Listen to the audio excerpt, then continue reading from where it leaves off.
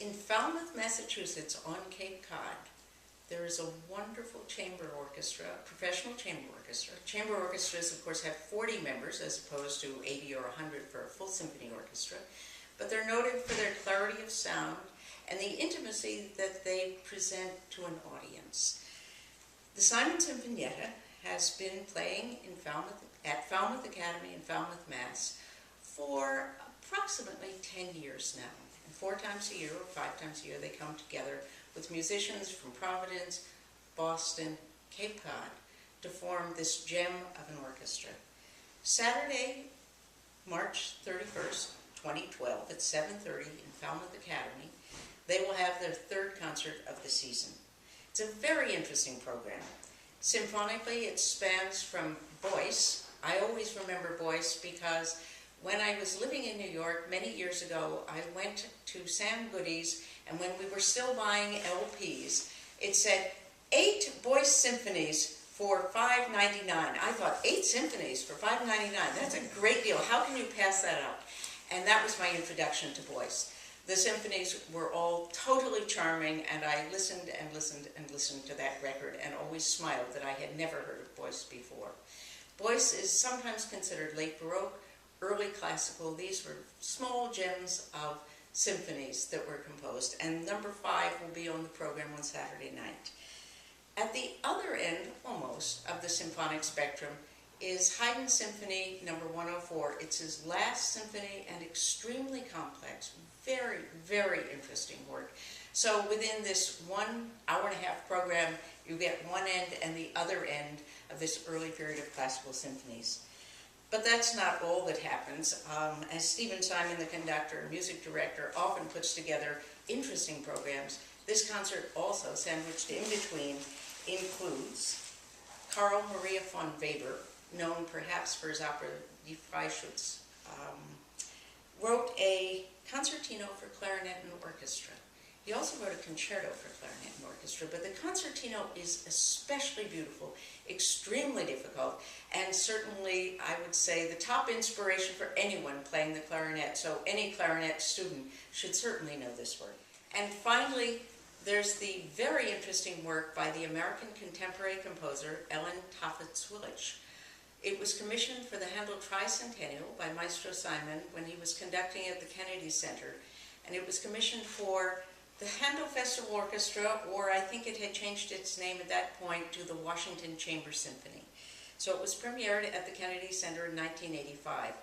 It's based on the first movement of Handel's D major violin sonata, and they are playing this first movement first before they play the Zwilich, so that you can hear how the original has been transformed by Zwilich for this work, which is a very beautiful contemporary work, which I think everyone will enjoy. So it's a mixed bag of programs of really wonderful pieces that have all been put together to create what I think will be a wonderful... The piece is so inclusive. It's only about, what, 12 minutes? Something? If that. If that.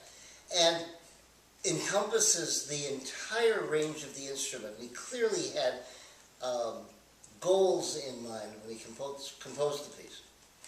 Yes. It's interesting in that we were talking earlier about the fact that if you can play the clarinet, you can play the concertino. There's nothing about it that requires technique above and beyond just being able to play the instrument very well. But very well is very important. In itself is something. So, Mark, when somebody says the Weber Concertino, what's the first theme that comes to mind in your head? Practice. Could you play it? Billy's first concerto is what comes to mind because it's one of the earliest pieces we teach. Pieces of any sort of stature beyond student works. Because it really does everything you need to do. It works on playing evenly, it works on playing with articulation, it works on playing lyrically, soft, loud, bottom of the range, top of the range. I mean, it's just a wonderful and very idiomatic exploration of the range of the clarinet. There were clarinet concertos written by Stamitz, by Spohr. They're not very idiomatic. The Spohr in particular are just empty displays of technique. Would you be willing to play a theme from it? Sure. It is an introduction, and then a theme and variations. He doesn't write too many variations. It's not very academic. The introduction, and we haven't talked about this yet, but That's the, right. the introduction, I've always thought of as an operatic mad scene. Absolutely. It starts very softly.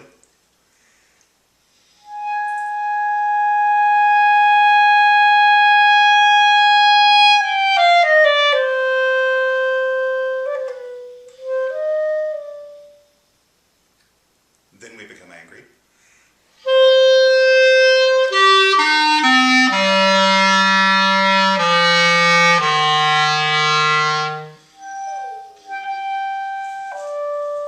And almost apologize for having had a little bit of an outburst. And the introduction continues in that vein. Then there's a theme.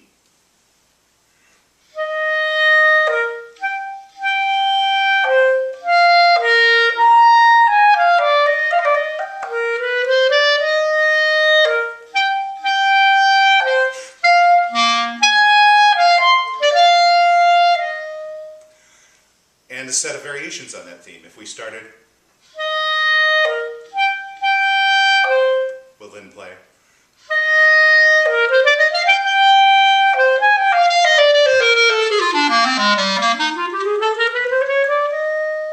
Then we'll have a fast variation on the same series of chords.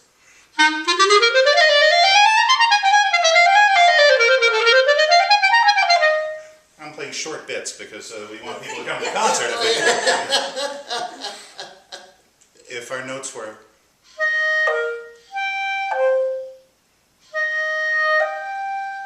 We'll get sad, almost mock sad, in the lowest range.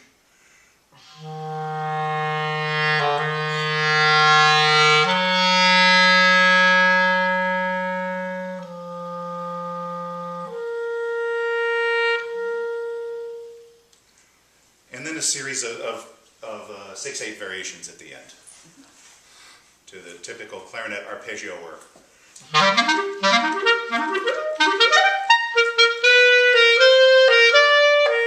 And a brilliant ending with the trill you love so much. That's the trill.